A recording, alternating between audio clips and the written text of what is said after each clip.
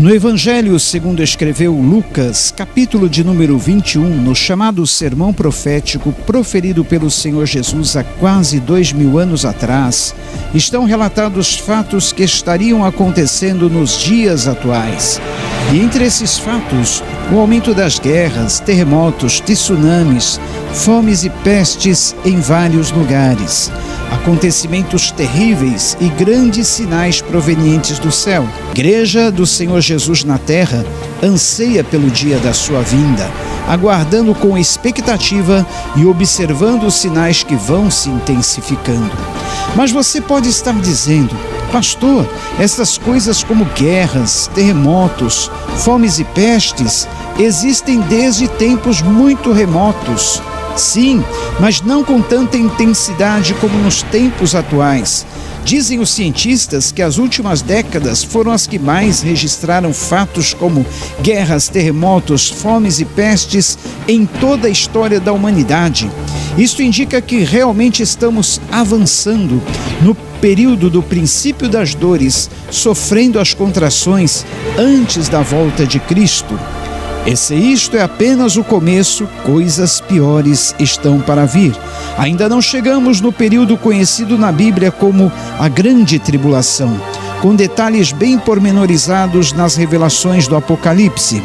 Esse período foi profetizado também pelo Senhor Jesus Cristo, quando no mesmo Evangelho de Lucas, nos versículos 25 e 26 do capítulo 21, ele afirmou: haverá sinais no sol, na lua e nas estrelas, na terra as nações se verão em angústia e perplexidade com o bramido e a agitação do mar. Os homens desmaiarão de terror, apreensivos com o que estará sobrevindo ao mundo, e os poderes celestes serão abalados.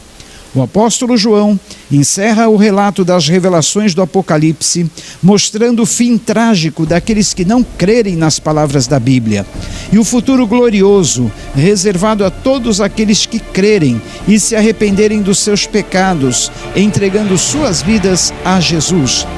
Então vi um novo céu e uma nova terra, pois o primeiro céu e a primeira terra tinham passado, e o mar já não existia. Vi a cidade santa, a nova Jerusalém, que descia do céu, da parte de Deus, preparada como uma noiva adornada para o seu marido. Ouvi uma forte voz que vinha do trono e dizia: agora o tabernáculo de Deus está com os homens, com os quais ele viverá. Eles serão o seu povo, o próprio Deus estará com eles, e ele será o seu Deus. Ele enxugará dos seus olhos toda lágrima. Não haverá mais morte, nem tristeza, nem choro, nem dor, pois a antiga ordem já passou. Aquele que estava sentado no trono disse: estou fazendo novas todas as coisas. E acrescentou: escreva isto, pois estas palavras são verdadeiras e dignas de confiança. E disse-me ainda: está feito, eu sou o Alfa e o Ômega, o princípio e o fim. A quem tiver sede, darei de beber gratuitamente da fonte da água da vida. O vencedor herdará tudo isto, e eu serei o seu Deus, e ele será o meu filho. Mas os covardes, os incrédulos, os depravados, os assassinos, os que cometem imoralidade sexual, os que praticam feitiçaria, os idólatras e todos os mentirosos, o lugar deles será no lago de fogo, que arde com enxofre. Esta é a segunda morte. E um dos 7 anjos, que tinham as 7 taças cheias das últimas 7 pragas, aproximou-se e me disse: venha, e eu lhe mostrarei a noiva, a esposa do Cordeiro. E ele me levou no espírito a um grande alto monte e mostrou-me a cidade santa, Jerusalém, que descia do céu da parte de Deus. Ela resplandecia com a glória de Deus, e o seu brilho era como a de uma joia muito preciosa, como jaspe, clara como cristal. Não vi templo algum na cidade, pois o Senhor Deus Todo-Poderoso e o Cordeiro são o seu templo. A cidade não precisa de sol nem de lua para brilharem sobre ela, pois a glória de Deus a ilumina, e o Cordeiro é a sua candeia. As nações andarão em sua luz, e os reis da terra lhe trarão a sua glória. Suas portas jamais se fecharão de dia, pois ali não haverá noite. A glória e a honra das nações lhe serão trazidas.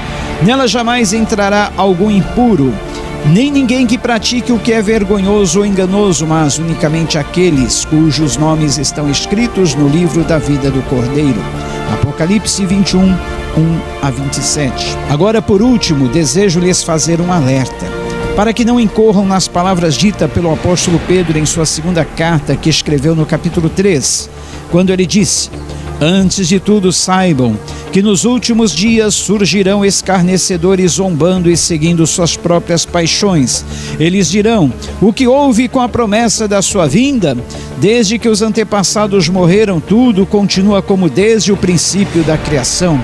Mas eles deliberadamente se esquecem de que há muito tempo, pela palavra de Deus, existiam céus e terra, esta formada da água e pela água. E pela água o mundo daquele tempo foi submerso e destruído.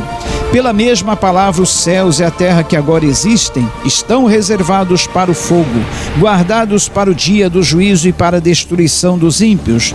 Não se esqueçam disto, amados, para o Senhor um dia é como 1000 anos e 1000 anos como um dia. O Senhor não demora em cumprir a sua promessa, como julgam alguns. Pelo contrário, Ele é paciente com vocês, não querendo que ninguém pereça, mas que todos cheguem ao arrependimento.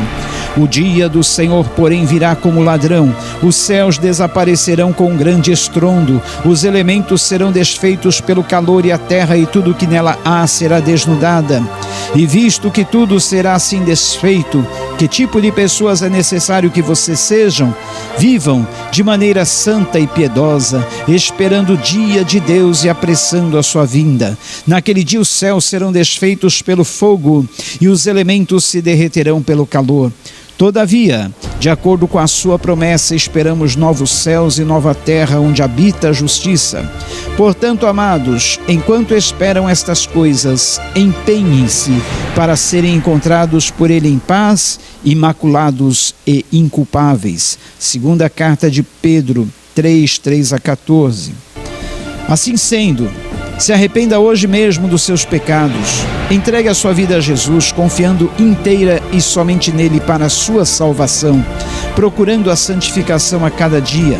A palavra de Deus nos garante que, porque Deus amou tanto ao mundo que deu o seu Filho unigênito, para que todo o que nele crê não pereça, mas tenha a vida eterna. João 3,16. Em Romanos 8,32 está escrito: aquele que não poupou a seu próprio Filho, mas o entregou por todos nós, como não nos dará juntamente com ele e de graça todas as coisas? O apóstolo Paulo ainda declara: se você confessar com a sua boca que Jesus é Senhor e crer em seu coração que Deus o ressuscitou dentre os mortos, será salvo. Pois com o coração se crê para a justiça e com a boca se confessa para a salvação. Romanos 10, 9 e 10.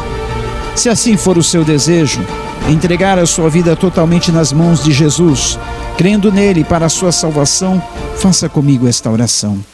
Querido Jesus, me arrependo dos meus pecados, entregando minha vida em tuas mãos. Creio que tu morreste na cruz do Calvário, a fim de perdoar todos os meus pecados, para que eu não fosse condenado juntamente com aqueles que não creem. Eu creio no teu sacrifício por mim, e assim declaro que a partir de agora a minha vida é tua, e tu és o meu Senhor. Faça na minha vida o teu querer. Me enchas com teu Espírito Santo, para que eu seja conduzido e orientado a partir de agora, para que assim eu possa viver de uma forma que te agrade. Amém.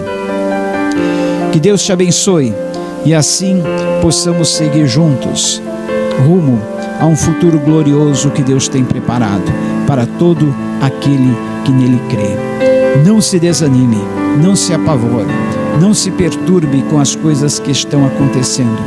Tudo isto é necessário para que venha o fim. Enquanto estamos aqui vivendo, façamos a vontade do Pai. Sigamos o caminho de Jesus. Ele mesmo disse: eu sou o caminho, a verdade e a vida. Ninguém vem ao Pai a não ser por mim. Deus te abençoe.